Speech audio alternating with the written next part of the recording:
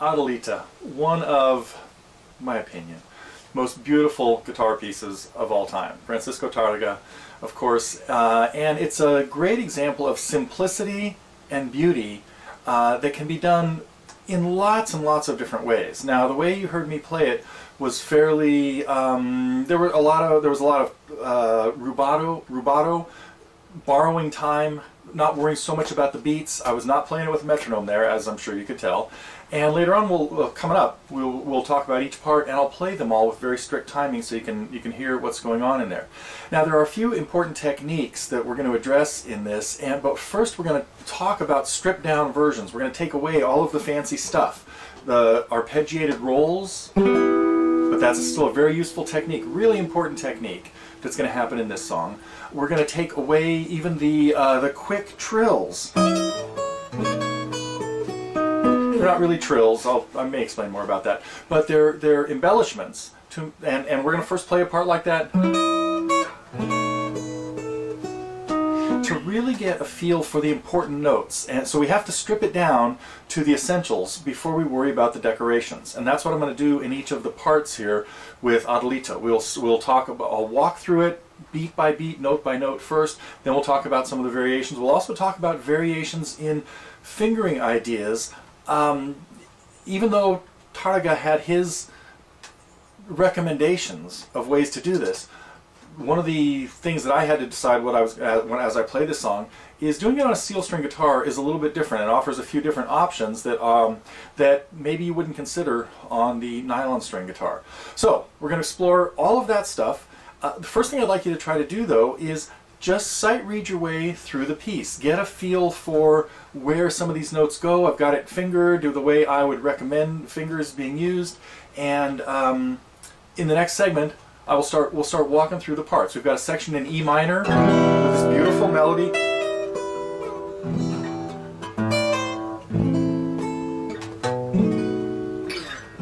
And a very simple chord progression.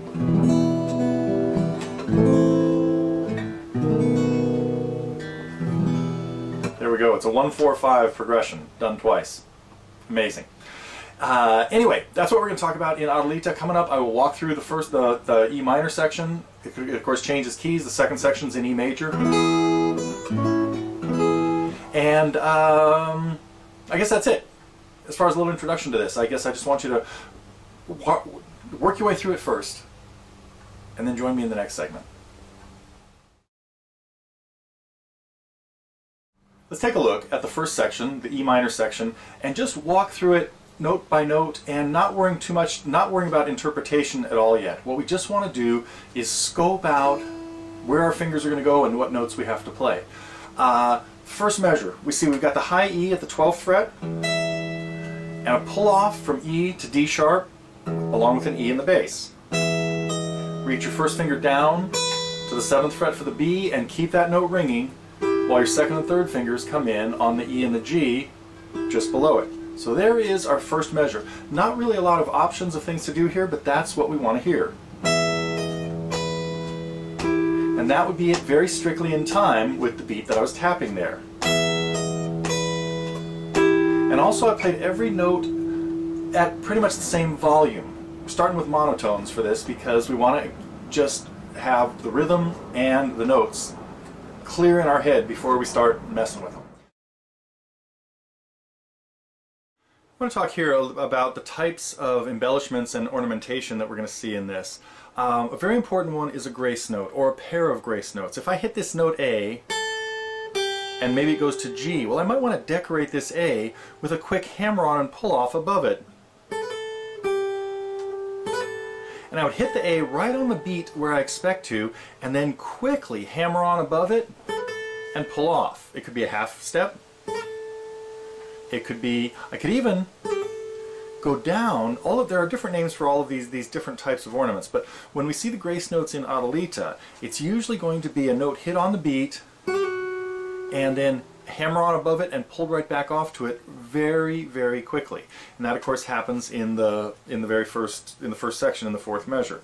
So grace notes, hammer-ons and pull-offs played to decorate a note.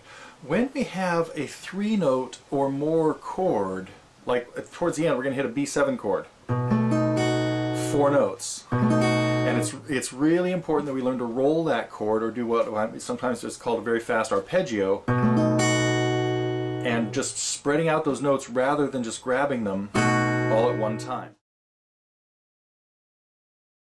I want to take a look now at the fingerings that I have in the music and some alternatives, because I don't always play this the same way and I don't always use the same fingerings. So in the first few measures, nothing really too varied. So let's just kind of walk through and talk about the fingering of both sections right now.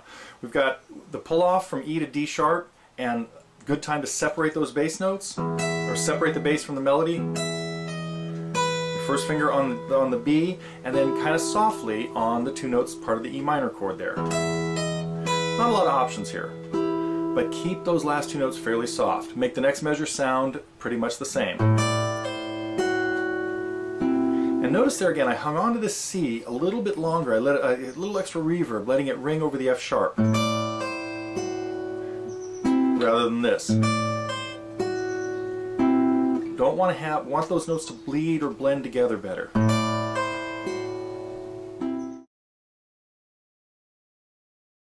We have a lot of options of how to make this musical once we have the notes and the techniques down.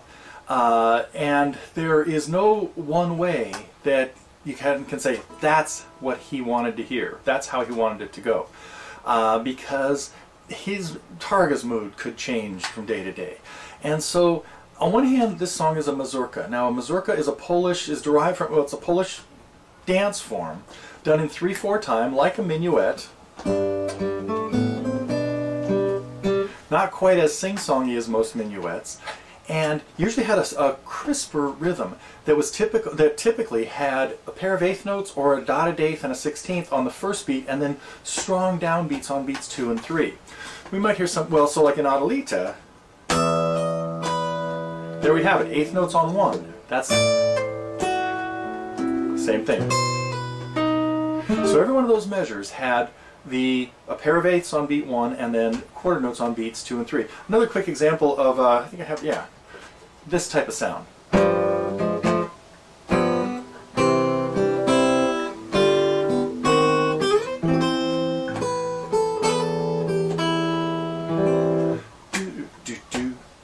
Now, I've played all of these fairly slowly, and this would typically not be how a mazurka would work. They're usually played pretty crisply.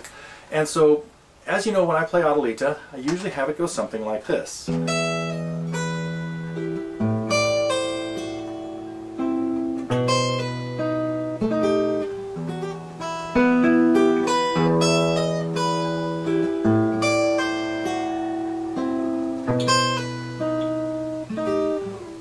Maybe what I'd consider pensively, or scoping it out. Now the second time around I might do something different and make it a little bit more definite. Like, oh, that is how it goes.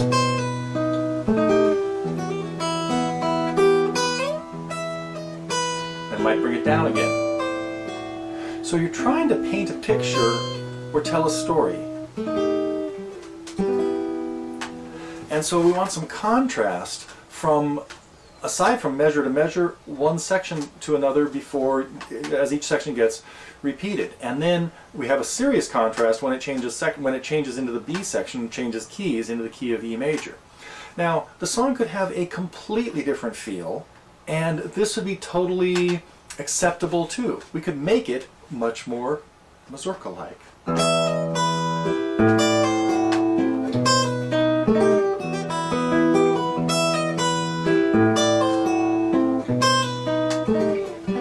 Now, what do I do to follow that up? I don't know. Just even more definite.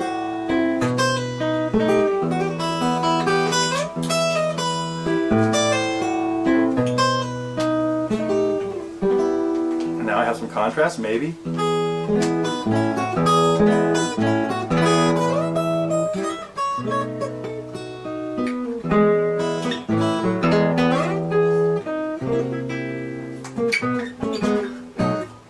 Okay, it could go like that. I have to catch my breath though right now. That's not how I usually would hear this song. I hear other songs that I feel should have that type of treatment to it. But if we probably want to go with the strict interpretation of a mazurka, probably got to rock out like that. So I encourage you to experiment with different speeds and volumes and moods. What you're really trying to do is explore different moods, and this song can go anywhere from that range, that kind of frantic, in-your-face range, to the very teary gypsy violin.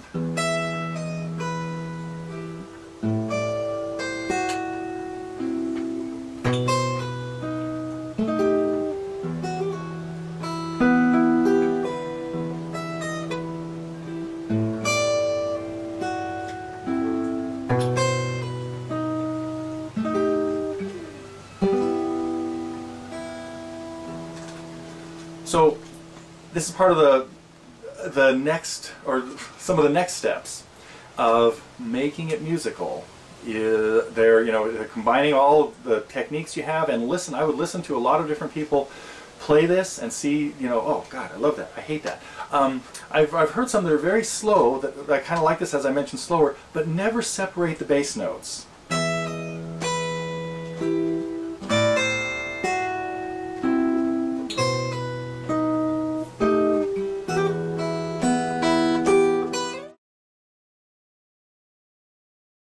My last thoughts on this are going to be really what I would consider the big picture. And the big picture is the arrangement. What do I really want to tell you from top to bottom? Or what kind of mood do I want to create? What picture do I want to paint? And that's where we have to know that this song and many of Tarrega's little short pieces are designed in two sections where they're in this case, different modes. We've got a minor section and a major section. And we hear the first one twice, and the second one twice, and then we hear the first one again. So it comes back home and ends with the same mood that was created at the beginning. So now we need to think about what we want the first A to sound like, and then how do we want that second A to contrast with that, and maybe the same approach with the two Bs, and then what do I want to do with A at the end to wrap it up and make it more final. So, the big picture, top to bottom.